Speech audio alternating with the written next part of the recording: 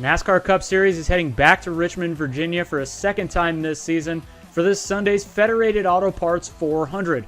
The green drops from Richmond Raceway this Sunday at 3 p.m. Eastern for what's scheduled to be a 400-lap race on this 3/4 mile long, shorter flat track with low-degree corners, which is most closely comparable to the tracks of Phoenix and New Hampshire, with Gateway also being somewhere to monitor. Looking back at this season's first race at Richmond and the next-gen car's first event here, we see that 7 different drivers led a lap during the day. There were 4 guys who led 60 or more laps, with none of them winding up winning the race. We had 3 drivers who started the race outside the top 20 finish inside the top 10, and Denny Hamlin, who led only 5 laps, won the race and continued Toyota's dominance here, winning 6 of the last 8 races at this track. Starting my list of drivers to watch for this weekend with Martin Truex Jr. at plus 650. Truex has been incredible at Richmond throughout his career and is a great short track racer. He's led 80 or more laps in 8 of the last 9 races at this track. He has 7 straight top 5s here, including this season.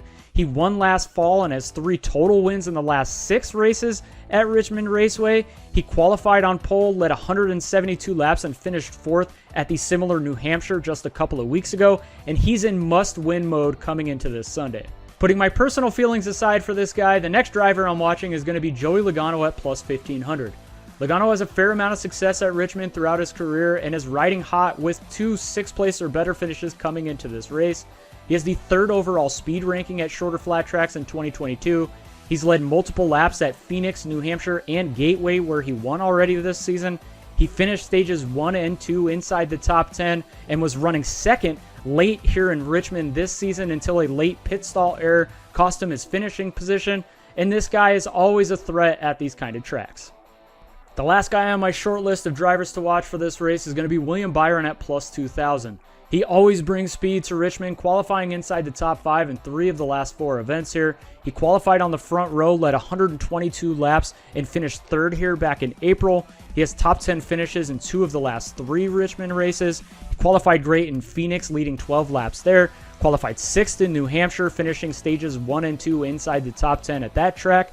He has a top 10 speed ranking at 3 of the 4 shorter flat tracks on the season, and he's more than due for a nice finish, riding a 7-race streak of finishing outside the top 10.